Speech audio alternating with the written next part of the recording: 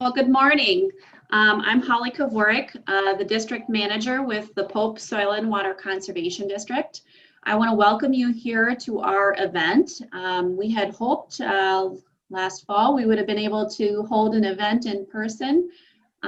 So because we couldn't, we started planning, and I'm very fortunate to have the partners at the Stearns Soil and Water Conservation District who also have worked on putting together this program for you today.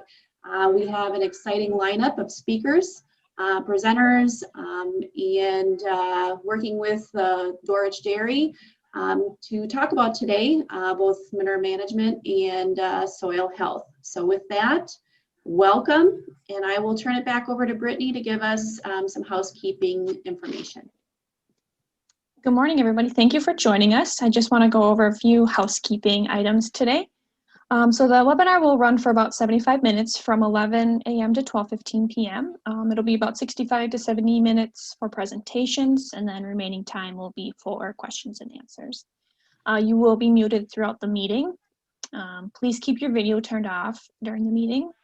And then if you do have a question, please use the chat function to send a question to the host, which is myself, the Stearns County SWCD, and we will do our best to answer as many questions as we can. And if you are a certified crop advisor looking to complete continuing education credits, we will have a link available at the end of the meeting, and you can submit your information there, and then we will take care of submitting it to the proper people. To find the chat function, it should be located on the toolbar on the bottom of your screen here, and then just hit the chat function and send a message to the host. And again, thank you for joining us. And now I'm going to turn it over to Grant Pearson. Okay, thank you, Brittany, and good morning, everybody. My name is Grant Pearson. I'm employed by the Stearns County Soil and Water Conservation District. And my position, I am a certification specialist working with the Minnesota Department of Ag and the Ag Water Quality Certification Program. I work and service 11 different counties working with soil and water conservation staff partners and the farmers in those counties to help promote and implement the Minnesota Ag Water Quality Certification Program. So before I get around to introducing our first speaker this morning, Greg Bold, I just want to give you just a little bit of recent history on how this virtual field day came to be.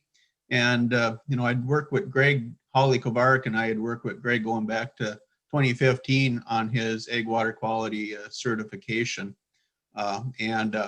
This past winter, working with Greg, he had an idea for doing some minimal disturbance manure injection on his farm, and thought, hey, it'd be nice if we could do a field day to promote this this conservation practice. So that's how things got started.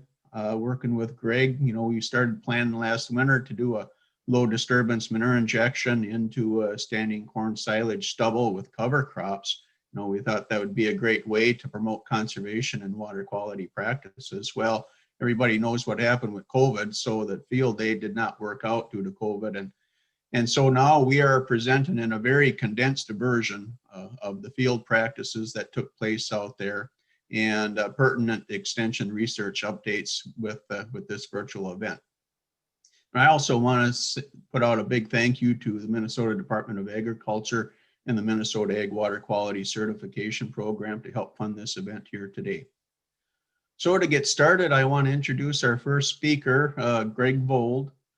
Greg is co-owner in Dorrich Dairy, kind of down in that Glenwood area. And Greg, if you could, if you want to just kind of describe your farm operation and just discuss some of the trends and how manure land applications have been evolving on your farm. And then after you're done, if you could introduce a video that we want to show. Go ahead, Greg.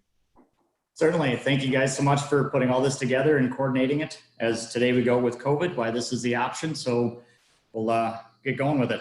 Dorrich Dairy basically is about a 450 cow dairy herd, annually operate about 600 acres of land. Crop rotation consists of corn silage, alfalfa, and wheat. And probably the last 10 years, we've been working with minimal tillage in the fall, trying to promote soil structure, and doing a little bit of no-till in the spring. The biggest challenge we had is working with the manure/fertilizer to get that in without, disturbing much for soil.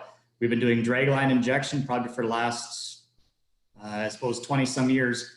And then we came across the Bazooka Farmstar system, working with the Titan II, and looked like an opportunity to possibly get our no-till implemented into the farm if we could get our manure injection taken care of for low disturbance.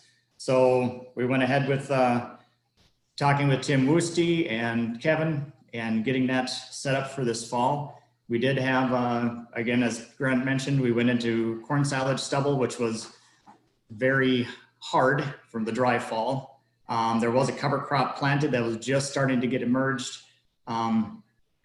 We wanted to see how things would work, and we'll see how things show up next spring as far as what cover crop is left out there, what got disturbed, what got left alone, and keep moving forward. The soils that did the injection on have had 7 years of no-till after we went through the alfalfa, soybean, wheat, and then into corn silage. So we have a good soil structure set up underneath. Respiration rates were quite high, as we did with Inez Consulting during the summer. So we're excited to continue on with doing no-till, and hopefully the Titan II will be a good implement in addition to our farm. So with that, if we want to start into the video. Yes, I will share my screen and we will view that video.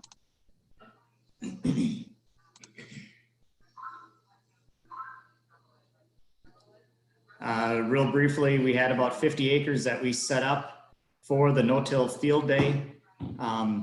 And Tim was out working with that, getting everything set up. And again, we had extremely hard soils with the dry fall.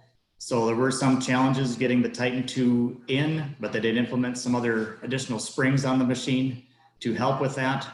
But we did have, where the soil was not extremely dry and hard, it actually sunk down into that 4 inches the way it was designed to, and really covered up the manure injection nicely with minimal disturbance.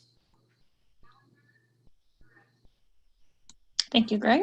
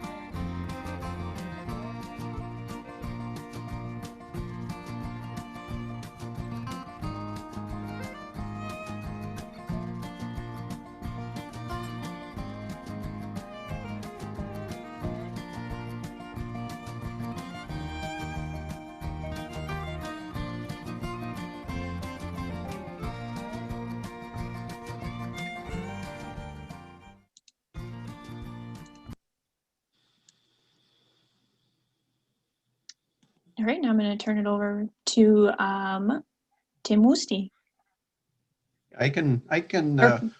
This is Grant here, but yeah, that was a really great video, and I want to thank Ben Ruley from Stearns Soil and Water and being out there that day and taking that video with our drone. And so next up, I want to introduce Tim Woeste. Tim is the co-owner of Upper Midwest Pumping LLC out of Long Prairie. Tim is a member of the Minnesota Custom Manure Applicators Association. Also, Tim is a commercial animal waste technician manager and applicator certified. Tim services clients in Minnesota and North Dakota. And that was Tim's crews and equipment we were looking at in that video there. So next up, Tim, if you want to maybe just briefly talk about your business operation, and again, talk about how manure application methods are evolving as a part of your business, and maybe elaborate on some of what we saw with that drone footage. Go ahead, Tim.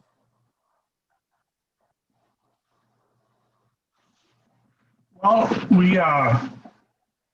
we've been in business since 2011. I've been doing this since 2002 is when I started personally.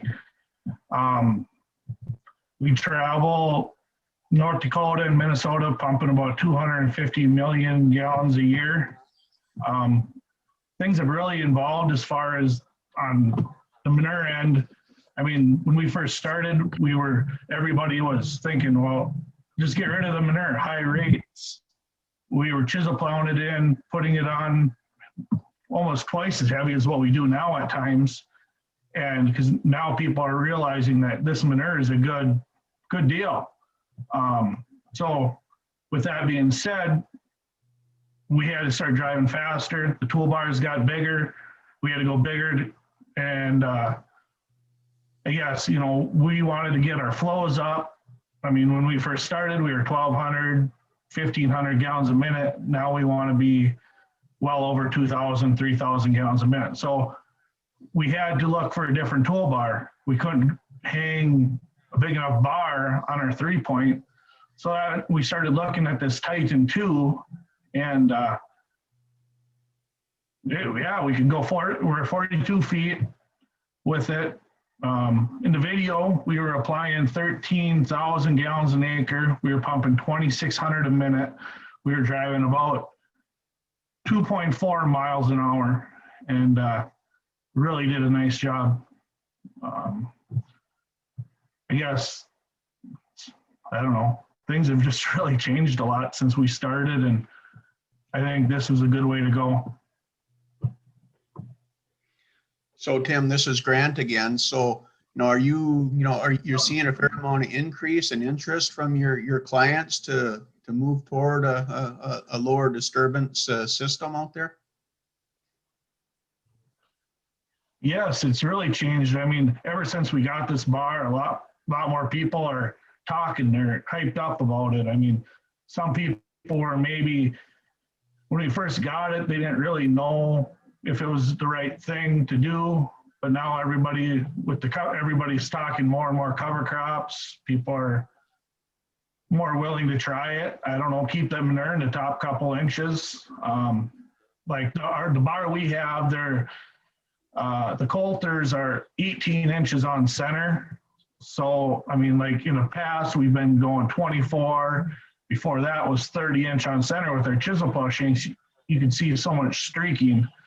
And with this, we're hoping to see a lot more uniform crops too. I mean, but it's definitely, people are thinking this is the way to go. Okay, all right. Thank you very much, Tim. Was there anything else that you cared to add at this time before we move on to Kevin? No, I think that's about it. Okay. All right. Next up, then, I want to introduce our next presenter here this morning. And next, we're going to hear from Kevin Walter. Kevin is a sales and business development manager with Bazooka Farmstar. Kevin has 40 plus years of experience in the manure handling industry. So Kevin, if you're all ready to take it away, go ahead, please. Thank you, Grant. Yeah, I've been in the industry many a year. Have been representing Bazooka Farmstar for approximately the last 5 years. A lot of changes basically have been made through the years.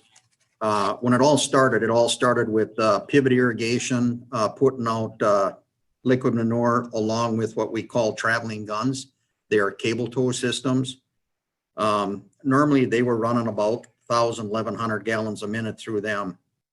From there it went into toolbars, we call them, for injection, and everything was done basically with the chisel tube type method in splash bars. And we're seeing a big change in the industry, and everybody's going to the minimum till today, applying manure with those bars. And we're using serrated coulters and what we call the Phantom Edge series, which is a concaved unit for higher gallons per acre.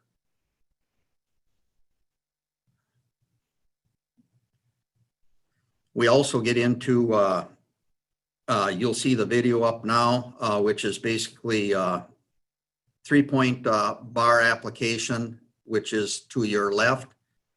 And to your right, you're going to see the Titan bar application. You'll notice on the 3-point, as we get up towards the headlands, we are lifting up and turning around, and that's why you're seeing those black spots or darker spots in the photo, because we're lifting up and turning. And to your right is the Titan bar doing same application, but it's a pull type unit where we leave it in the ground and we turn around up on the headlands, and we keep all those nutrients that we're applying in the soil instead of losing them from the UV rays, burning them off. So we're keeping it in the root zone, and we're applying it basically about 4 to 6 inches deep, so it stays right in that zone. To give you a little bit of an idea of what Bazooka Farmstar has done through the years, and they're constantly coming out with another innovation on injection. You'll see dates on some of the units that they have pushed out. Their standard toolbar was a pull type and or a 3-point with the Phantom coulters on it, all running on a 6-degree angle to open up a slit to put the manure in, basically about that 4 to 6 inch depth. Then from there, they moved into the Titan series toolbar that in 2015, which basically folds ahead similar to what we see in our corn planters for narrower transportation down the road. And that bar basically put out anywhere between that, we are applying in Minnesota between 3,000, 3,500, all the way up to 16,000 gallons per acre with that, without any runoff. From there, we went into the heavier series bar Bazooka did in 2019. Which is the Titan 2, which Tim was running up there in Glenwood on Greg's farm. That has what we call the Phantom Edge coulter on it, which is concave, where we can apply all the way up to 20,000 gallons plus an acre with that unit. A lot larger bar and able to get into a little bit tougher soils where we get a little bit more compaction.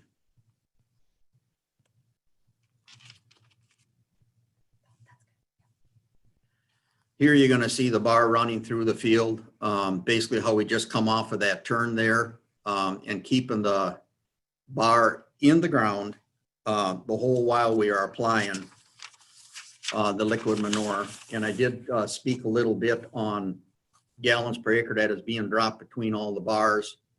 And it's real important that we keep it in that root zone of that plant. We make the bars basically all the way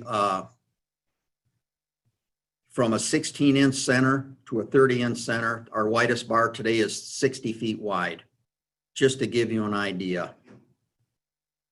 And I will tell you this, I've been involved in a lot of test plots in Minnesota, I'm so happy that Greg gave us the opportunity there to do the demo on his land and bring people in to actually see what these bars can do. And talking about applying manure, I've done it on standing corn up to the B5 stage. And most recently, we are now incorporating manure into first, second, and third cut alfalfa. We did that up in the northern sector of Minnesota. And we're seeing basically a half a ton per acre more product coming off of that field. So that's really exciting what's happening here in the manure industry of putting that value of that manure in the root zone of that plant or corn crop or soybean crop that we can create a lot more bushels per acre. If you need to know any more about Bazooka, you can sure look us up on the website or contact me at a later date. And again, I thank you for having us involved.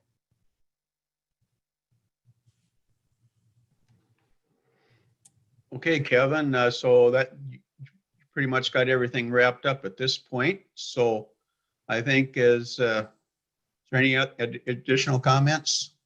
If not, we'll move on here. And I just want to just kind of reiterate what Kevin just meant, what he just mentioned there. If you want to get back to Kevin at another time, I suggest go ahead and logging on to that Bazooka Farmstar website and look him up if you have additional questions for him. And then the same thing holds true for Tim Woeste. If you want to reach Tim or if you have additional questions for Tim, go ahead and look up his Upper Midwest Pumping LLC website and you can reach Tim that way.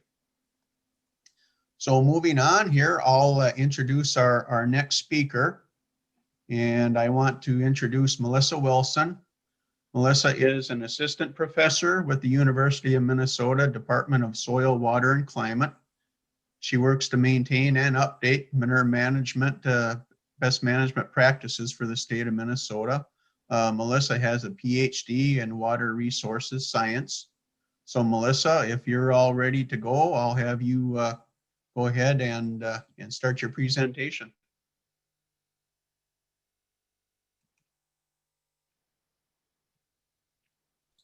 All right, hopefully you all can hear me. Thank you so much for the introduction. I want to talk a little bit today about ways to get the cover crop established and growing on fields and then injecting manure kind of underneath the growing cover crop. It's really great to start seeing equipment that can actually do this. A lot of the traditional equipment, as they've talked about earlier, really ripped up the surface of the soil, and it really wasn't conducive to applying a cover crop and then trying to inject manure underneath it. So I want to talk a little bit about some of the work that we're doing, trying to figure out what cover crops are best, what's the timing that's best for fall application of manure into cover crops and things like that. So we have 4 projects going on across the state. We have 2 smaller plot research studies going on. Those are located down in southern Minnesota near the Woeste Southern Research and Outreach Center. We also have some going on out near Morris in the West Central Research and Outreach Center. And then we have 2 on-farm studies that we're working with applicators who are using strip tilling systems to apply the manure into a growing cover crop. And then our corn rotations vary. Up in Morris, we're using dairy manure. So there we're doing continuous corn, so silage corn. At the Woeste station, we're doing sweet corn going into grain corn is where we're applying our manure and putting our cover crops down. And then on farm, it's kind of a mix of whatever the farmer is doing, but it's, you know, applying the manure in the fall, going into corn the next year. Since we have a limited amount of time, I'm only going to talk about our research that's going on down at Woeste. So we'll be talking about our sweet corn going into corn. And we also have some trials there where we planted soybeans and then went into corn after that. So we wanted to test a bunch of different methodology. We wanted to focus on following sweet corn. Are there different cover crops that we can grow? So we did winter rye. Winter rye typically has a little bit of growth in the fall, but really puts on growth in the spring. versus oat. Oat winter kills, but it puts on a lot more growth in the fall than rye does. And then we had a mix of the two with turnips mixed in as well.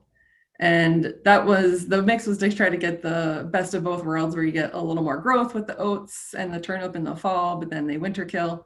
And then you have the rye kind of take over in the spring and continue to take up some of the nutrients. We also had a section with no cover crops, just to make sure we're kind of comparing this to what's considered standard practice in the region. And then we had 3 different nutrient sources or timing. In this case, we used liquid swine manure from a finishing barn.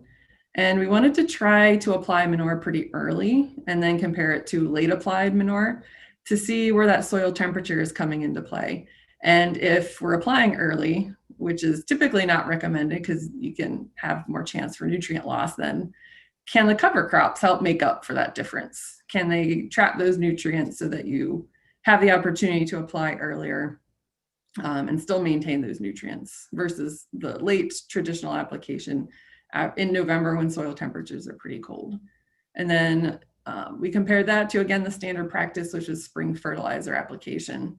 So we applied nutrients to all the plots, and then we had, differences in whether we applied manure in the fall or fertilizer in the spring, and then we had different cover crops. With our soybean corn rotation, soybeans come off a little bit later than sweet corn does. So in that case, we wanted to look more at timing of application for the cover crops. So we overseeded right around leaf drop. And this, you can see this picture here, the cover crop came up pretty nice on the side here. And then we have drilled after harvest to see if we get enough growth to make a difference once it's drilled after harvest. And then again, we had a no cover crop control. And there, since we took off the beans pretty late, we only had that late manure application and the soil temperatures were already cold. And we compared that to the spring fertilizer. And just to show you some pictures, in this case, we were applying on 30-inch centers, and we did have to make some adjustments to make sure that we weren't throwing soil over the entire 30-inch space. And we got it down to, we were applying manure about 5,000 gallons per acre with the finishing swine manure. And it was probably about 3 to 4 inches deep, so that way we weren't throwing the soil clods pretty far. In our case, we were using opening coulters with some sweeps to try to open up a pocket underneath the soil so that the manure could be applied. This gives you an idea of kind of what we were working with.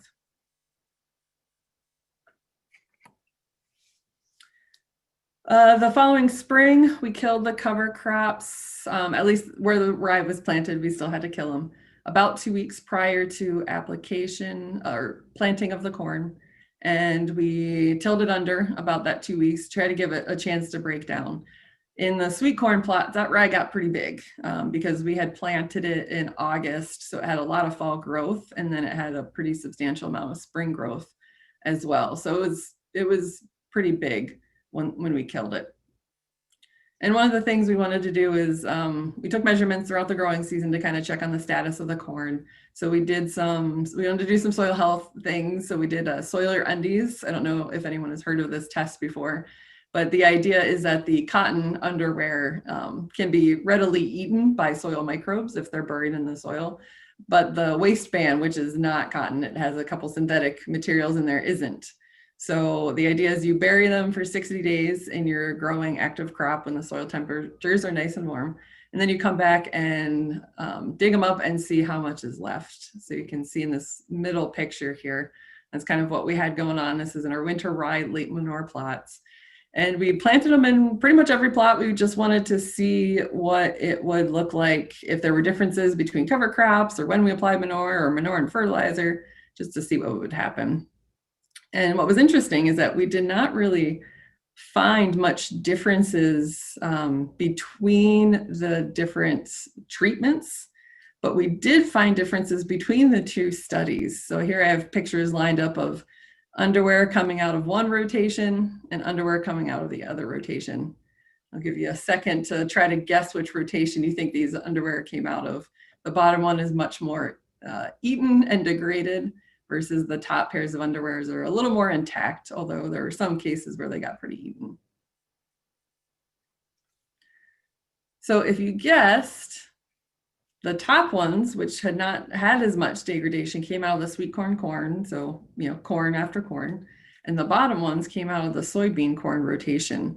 We actually did this at another site in Minnesota and found a very similar result as well. The differences in rotation were actually more predictive of the soil microbial action that we saw in this particular year. So it was kind of a fun little visual thing we did.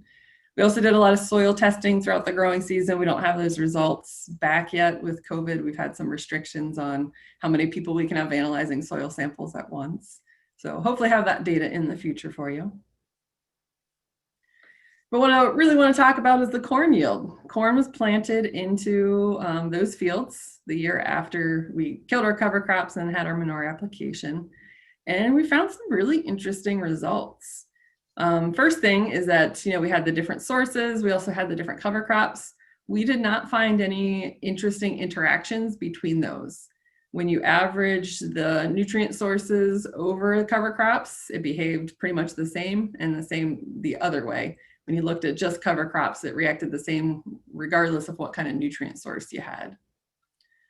So here are our yield results. We have yield in bushels per acre from 0 to 300 bushels. And then we have our different nutrient sources on this first graph on the left. Spring fertilizer, early manure is in the middle, and then our late manure application is at the end. And what was really interesting to us is that our late manure application out-yielded our traditional practice with just fertilizer in the spring. In fact, with just fertilizer in the spring, which is kind of considered the standard practice, we got 230 bushels per acre, which is a pretty good yield, all things considering. And then we had our late manure, which yielded 264 bushels on average. And we had a few plots that were, you know, substantially higher. So this is just the average. Versus our early manure significantly decreased yields regardless of whether we had cover crops in there. Our early manure yielded 217 bushels per acre on average. So this one really strikes me as important because as an educator, I'm often talking about the importance of waiting until soil temperatures are cool to get your manure applied if you really want to conserve those nutrients. And in this case, we saw that it was a pretty resounding impact of waiting until the soil temperatures were cool to apply that manure, regardless of whether you had those cover crops or not. And then over here, we have the effect of the cover crops. Again, grain yield from 0 to 300 bushels. And this is averaged over the fertilizer sources. So we have no cover crop, rye, oats, and then the mix. And I have to minimize my little screen here. So in this one, it was interesting. No cover crop and oats yielded almost the same. We had 244 bushels per acre on average, but anything that had rye in it, especially the full rye where it was just rye, and then the mix, which also had rye in it, significantly decreased yields. And what we see here is these letters that are above the bars. If they're different from one another, then they're significantly different. If they're the same letter, then they're considered the same. And so that was really interesting. Again, we tried to kill the rye 2 weeks ahead of the corn. We tried to incorporate it so that it had more time to break down. But in this case, the rye was really, really tall and likely had a pretty high carbon to nitrogen ratio. So we think that it did tie up some of the nitrogen a little earlier in the season and may have impacted yield. It's something we want to look at our soil samples to see if the nitrogen in the soil agrees with this idea of what may have happened. Here are our corn yields following soybean. And we have the same setup where we have the effective nutrient source on one side and the effective cover crop on the other side. In this case, we did not have time to do the early and late manure, so we just had a late manure application after the soil temperatures were cool. And in this case, when it followed soybeans, the yields were not different between the spring fertilizer and the fall manure. So we did not see an effect of the nutrient source or timing in this particular year. Cover crops, though, they were both rye, so it was overseeded at leaf drop, yielded 233 bushels, or drilled after harvest, also yielded 233 bushels. And both of those were significantly lower than without cover crop, which yielded 245. So again, it was still good yields, even with the cover crop, but we did see some impact of that rye, unfortunately, hindering some of the yield a little bit in that case. So that is all I have. I wanted to thank you and thank our funding for these two projects. If you want to follow me, I'm on Twitter @ManureProf, and here is my email address if you have questions. Okay, thank you, Melissa. This is Grant. See, I just had one quick question for you, going back to one of your earlier slides there on the timing of that early manure versus the late manure. I apologize if I missed that during the presentation, but what was the actual timing on those again? So for the early manure, we got that applied in late September. For our sweet corn came off in mid-August. We planted our cover crops soon after in mid-August.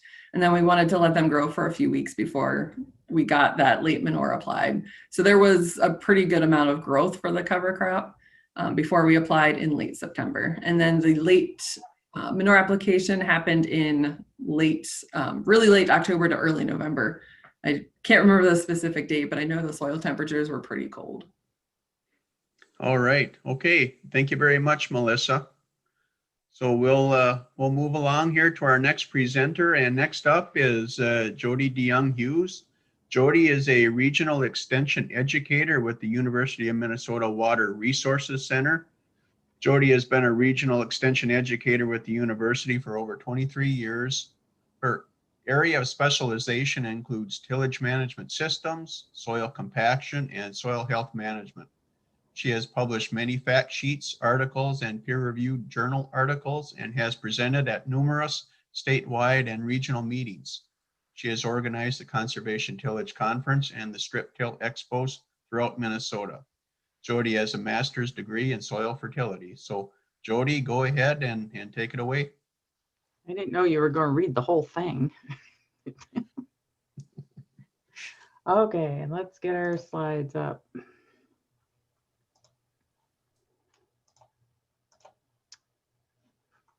Okay, whoops, I gotta share my screen, hold on.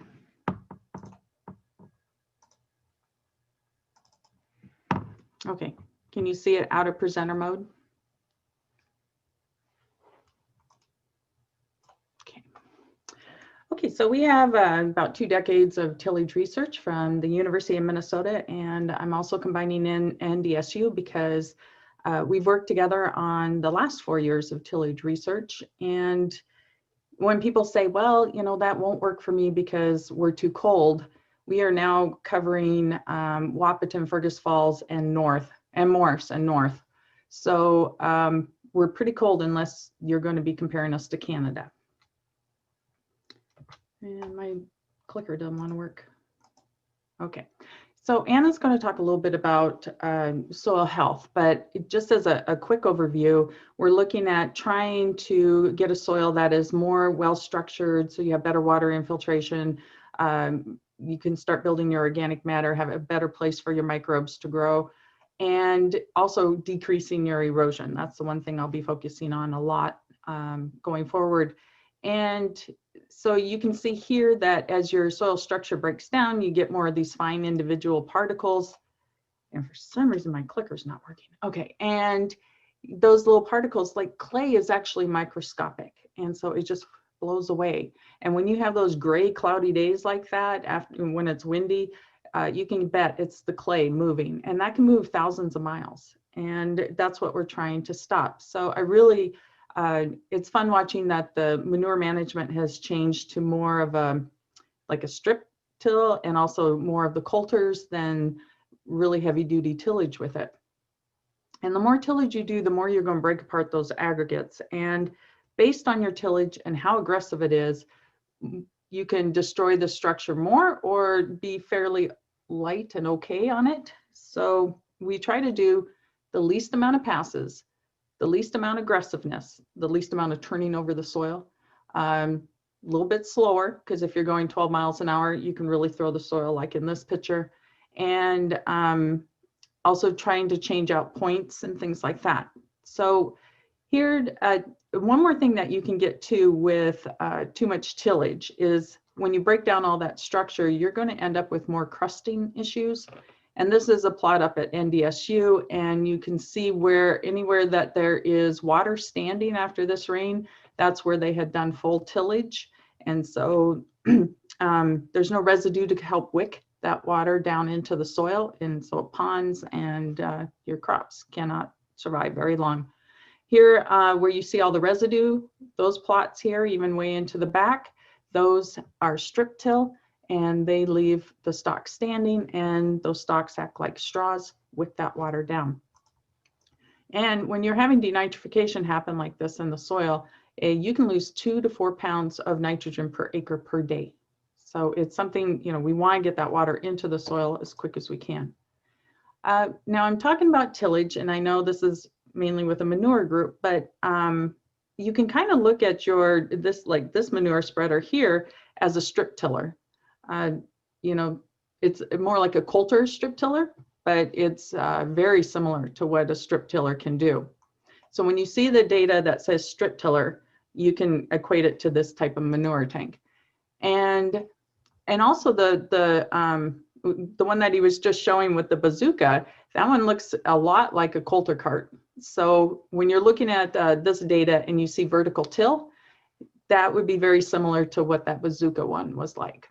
So 90% of our research is done on farm, and the reason why is because with tillage equipment, it takes quite a few feet to get it up and going. So we like to go the whole length of the field, and our plots are usually as wide as their planter, because we don't want the planter settling on something with heavy tillage and something with light tillage, because unless you have automatic down pressures and trash whippers, you're going to have a lot of problems with the seed and where it's being planted.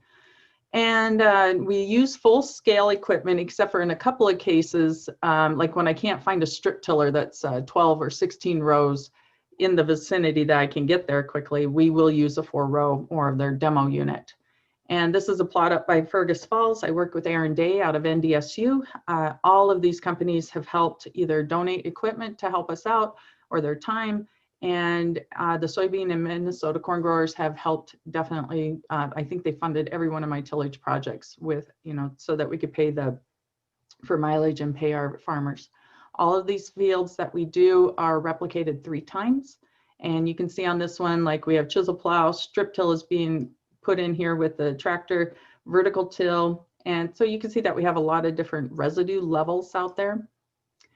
So people say, well, but it's going to be really cold if you have a lot of residue. And it's where that residue is placed and how thick that residue is that makes more of a difference. And you can see in our no-till plots here that none of the residue has been chopped up or removed. It actually should be standing. I should get this one redone. And it's letting in heat. This is at planting, and it's 42 degrees. Okay, let some heat into the soil. When you look at vertical till, it does a chopping job, and it usually goes, it depends what you want to run it at, 1 to 4 inches. With manure, probably 3 to 4.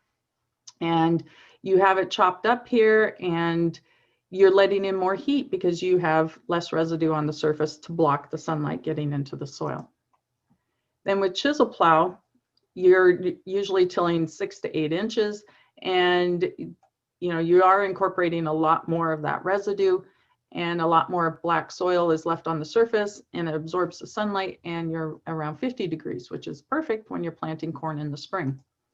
Then we have strip till, where you have this berm here, and you're moving the residue to the sides. So it's actually heavier residue between the rows than what no-till is, because you have all that residue is pushed off to the sides. And what you find is under this clean berm, you're as warm as chisel plow. And I also have other data that shows that it can be as warm as disc ripping, and sometimes even as warm as moldboard plow. And then underneath this residue is still fairly cool. Not as cold as no-till, and the main reason is that the warmth from the berm area does migrate over to underneath the residue.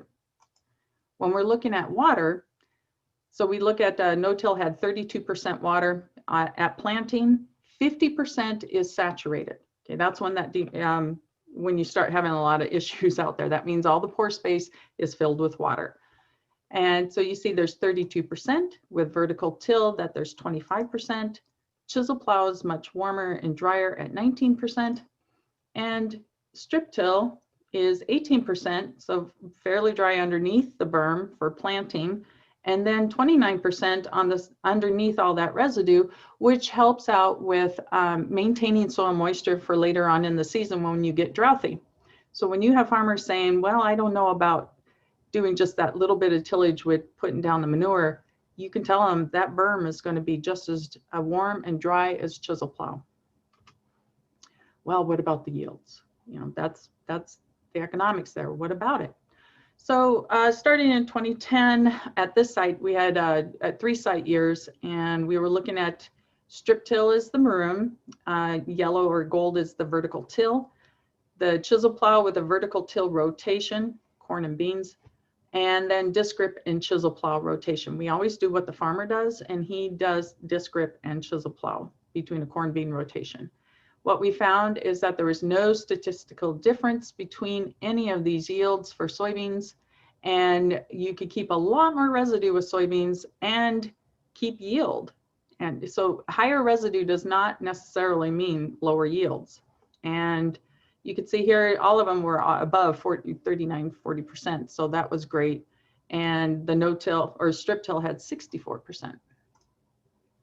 When you're looking at our research that we just finished, 2015 and 2017 at our sites were in beans, and the 16 and 18 were in corn. And what you can see here is we had strip till with a shank, strip till with a coulter in gold, vertical till in gray, and chisel plow with a field cultivation in the kind of pinky one there. There was no statistical difference between any of these yields. So what you would look at is what is the cheapest tillage you can do, and because you're not going to lose yield. When you look up into NDSU, this was 17 site years across eastern North Dakota and a couple of sites into Minnesota. And what they found between 2005 and 2012 is that 76% of the time, soybeans didn't care if they were tilled at all. They're really easy to do no-till on. And then 18% of the time they yielded higher with strip till, and 6% of the time with chisel plow. Well, let's go to corn, because corn is a little bit pickier than our little darlings out there, the soybeans.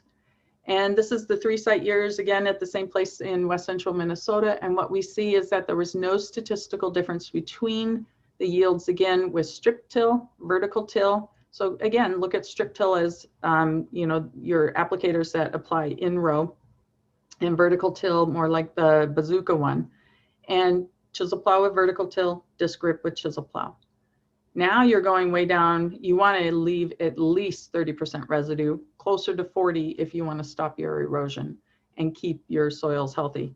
And you can see that strip till with 43% residue still maintained yield. Now you look at this and people say, well, okay, you may say that's not statistically different, but 152 to 156, you know, $4 there, that's $16 an acre. Now, what statistics do is help take out the variability. So here's a field map of where the farmer did the same thing across the whole map. He did the same tillage, the same hybrid, same fertility, same everything. And look at the difference in variability that he got out of this field.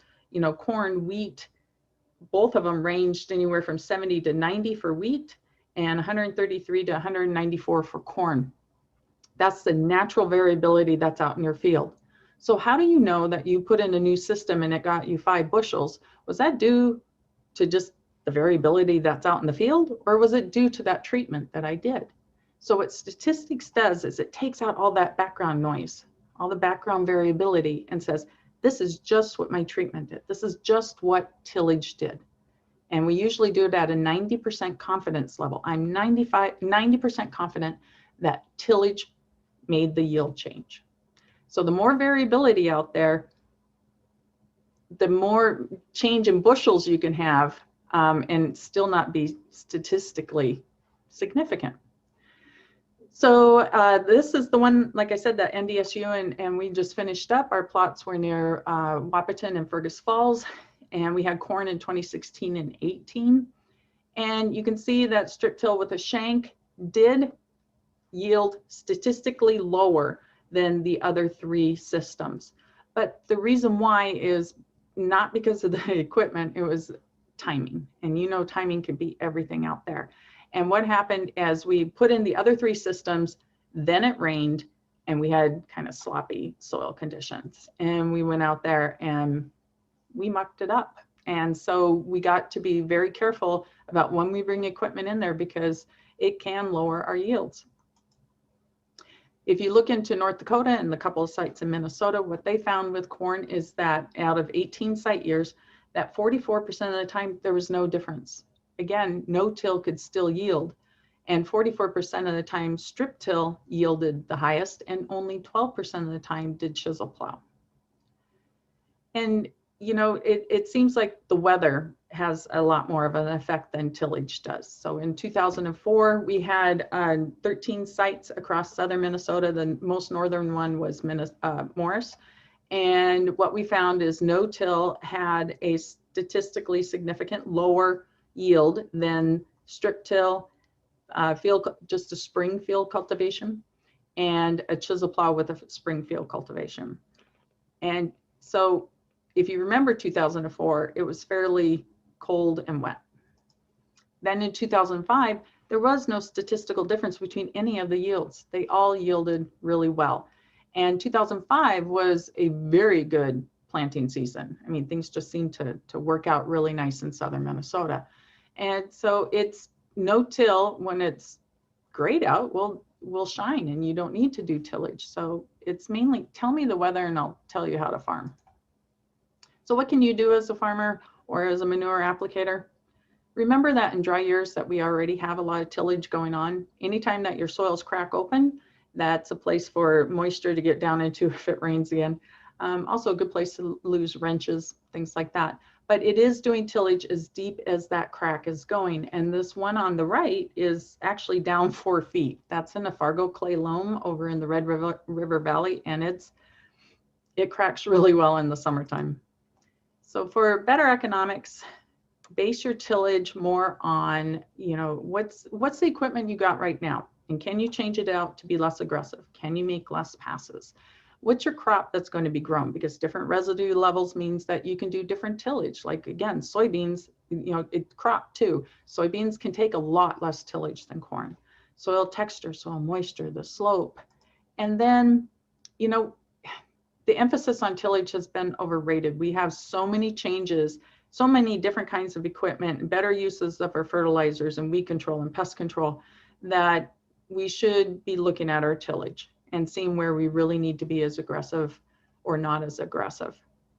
So shallow up your implements, change out your shanks to something less aggressive, and rotate tillage to match the system you're going into. So if you're on a sandier soil, you can do a lot less tillage than if you're on a heavy clay soil that's not tile drained. So if you want to know more about this data, and we have 4 chapters Aaron and I wrote, and it's at the site there, the tillage guide. I also have a Twitter feed, and that's my email there if you'd like to get a hold of me. Thank you. Okay, thank you very much, Jody. That was excellent. So we shall proceed here and move on to our last scheduled speaker for today's webinar, or field day. And next up, I want to introduce Anna Cates. Anna is our state soil health specialist with the University of Minnesota Department of Soil, Water, and Climate. Anna works to build local expertise to promote soil health and soil and water conservation through research and outreach to understand the economic impacts of soil and water management practices. Anna has a PhD in agronomy. So Anna, go ahead and take it away, please. Thanks, Grant. You can hear me okay? Yes. And see my screen, I assume. So yeah, I'm going to talk a little bit just about our principles of soil health, and then a little bit about what we're doing in my lab around that. I'm part of this Minnesota Office for Soil Health, a collaboration of the Board of Water and Soil Resources. and the Water Resources Center, same place as Jody. And I've just been around a couple of years, so I think I've met quite a few of you over that time, but feel free to reach out if we haven't met in the time I've been here. So the soil health principles are the ideas we keep in mind in order to get that nice looking soil structure that Jody pointed out. I'm going to go through each of the principles and kind of talk about why each of them is important.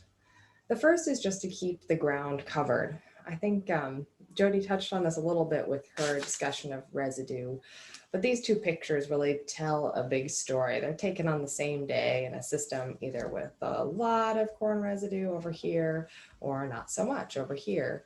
And you can see, looking just at the parts of the soil, you can see through the residue that you've got more moisture conserved in there, like Jody showed, which is good in a dry year, might be harder in a wet year. As Jody said, just depends on the weather. But you also are allowing that soil underneath the residue to build structure. You're feeding the soil biology with that plant material, and you're protecting your soil from washing away, because you cannot have healthy soil if your soil is washing away. That's a baseline. The next principle is to minimize disturbance. This is a visual of some strip till plots I worked on back in Wisconsin, where I got my degrees, and also a picture of the pores in soil on the right. When we minimize disturbance in the ways Jody's talking about, we allow those pores to develop. You want to have some big pores in your soil, like this big old chunk, to let water drain through rapidly. You want to have those pathways for water to move through. You want some small pores in your soil to keep water around for the long term, for your plant roots to access if you don't get rain, twice a week, and that kind of thing.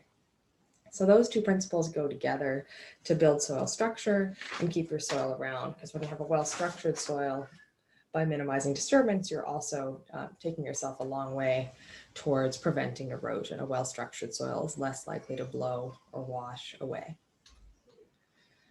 The next principle is to keep living roots in the ground. And this is because living roots have a pretty special effect on soil biology and soil structure. They physically hold the soil in place. When you have a living root in the ground, you're going to have a living plant above it. So you're going to be naturally fulfilling that first principle of keeping the soil covered. This illustration shows how many organisms live right on those living roots.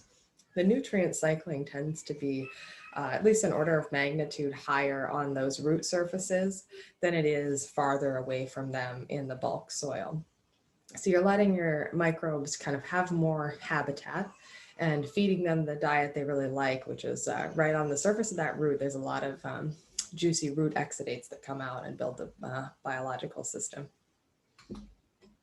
The next principle is to diversify above ground. And I've got a picture from 1935 giving this the same advice of rotations and contour strip cropping and that kind of thing. So in some ways, we're a broken record in the conservation world. The pictures on the left represent different kinds of microbes and soil organisms. And the idea of diversifying above ground is that you are going to feed the organisms below ground a more diverse diet and get all the services you want from those below ground organisms, like processing the nutrients in your manure, for example. So that diversity can give you this boost in terms of your below ground biology. It can also give your farm some resilience. If you don't have a good year for one crop, you may have a good year for another. For example, usually a small grain isn't really a money maker in the rotation, but in a wet year like 2019, I know farmers who had small grains in the ground were relieved that those were acres they didn't have to deal with during a wet spring. The last principle is maybe most applicable to a manure field day, and that is to integrate livestock. There's a couple reasons for this.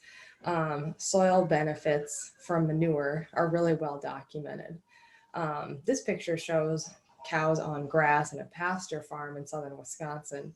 And that's kind of the original system that built the soils we have today in the Midwest. We had grazers, in that case buffaloes, on perennial grassland, which was prairie at that point.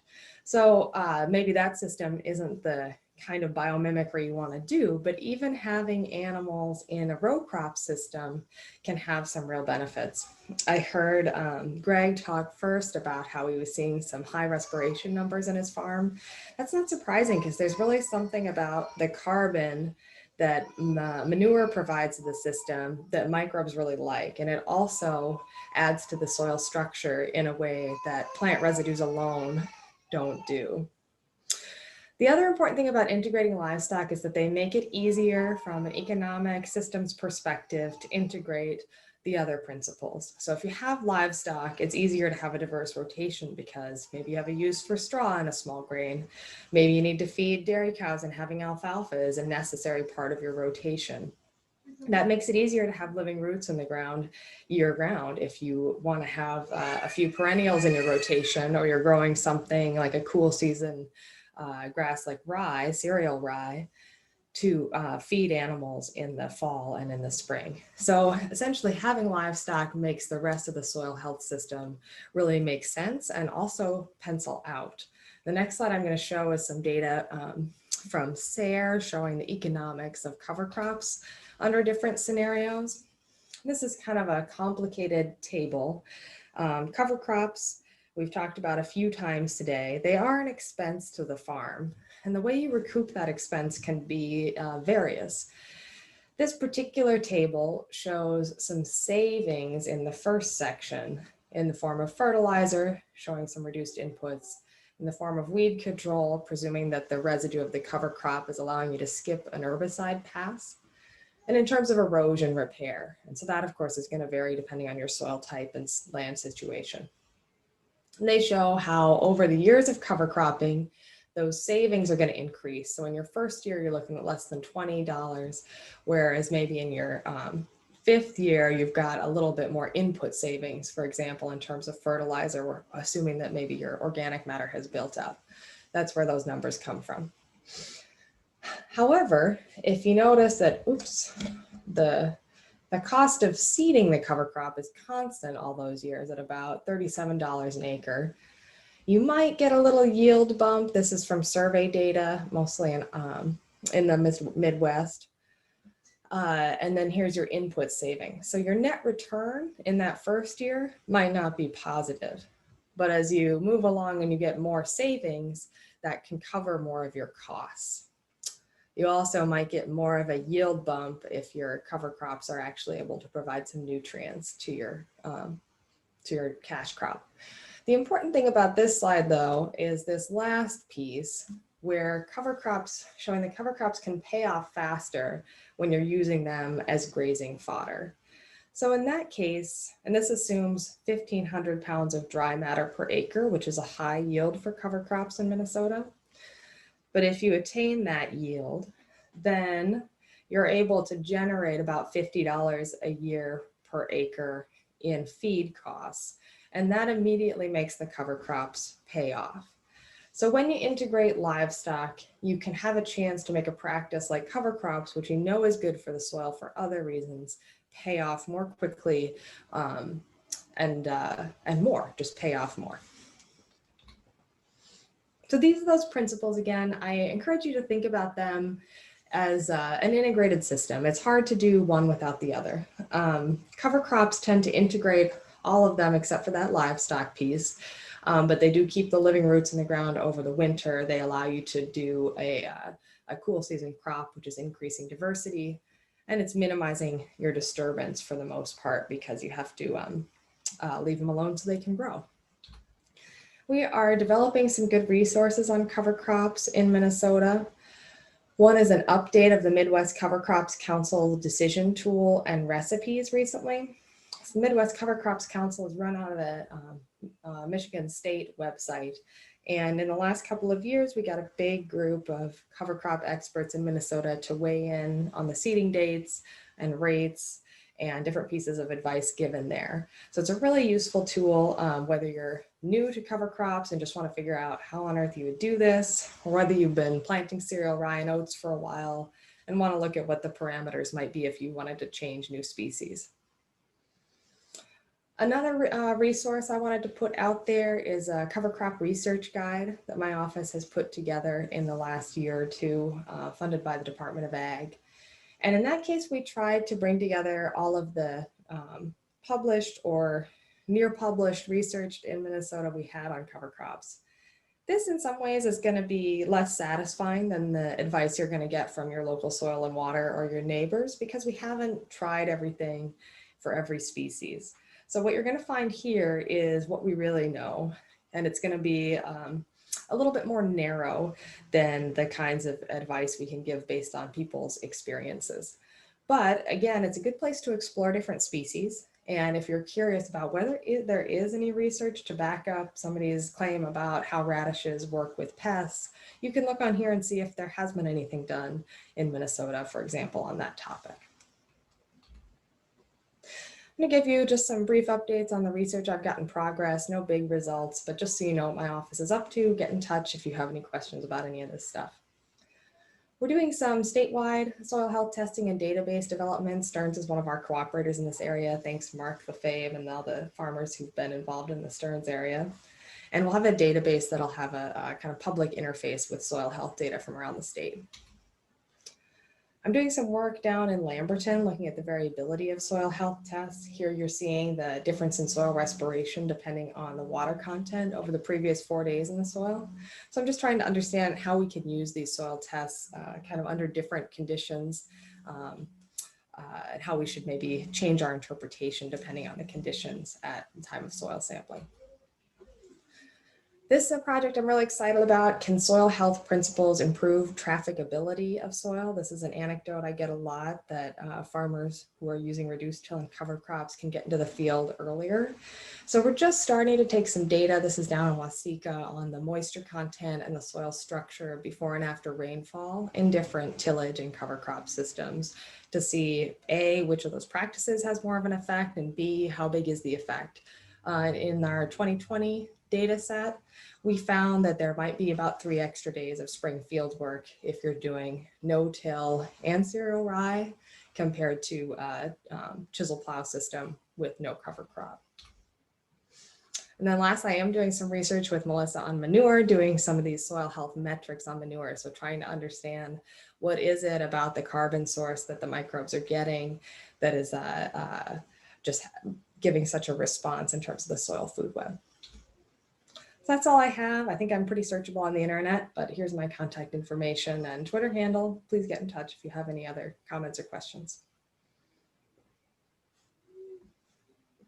Okay, thank you very much, Anna. And I just want to say thank you for everybody who took time out of their day to join us today on the webinar. And I want to put out one big thank you to the Minnesota Clean Water Funds group that helps support Minnesota Department of Ag and the Ag Water Quality Certification Program, which help fund this effort here today. And another big thank you to Greg Vold and Dorrich Dairy for coming up with the concept and being agreeable and volunteering to do a field day out there at their site. Would have been a whole lot more fun if we could have did it last fall when the actual application took place, but things did not work out for that, obviously. But a big thank you to Greg and the rest of his family, and also to Tim Woeste from Upper Midwest Pumping for joining us and putting up with the drone footage and letting us videotape his crews and equipment at work. Also to Kevin Walter from Bazooka Farmstar, and of course our University of Minnesota specialists, Melissa Wilson, Jody DeYoung Hughes, and Anna Kate. So, and my partners at Pope Soil and Water, Holly Kovarik, along with you, Brittany, and Ben Ruley at Stearns Soil and Water. So that's all I have. Thank you very much.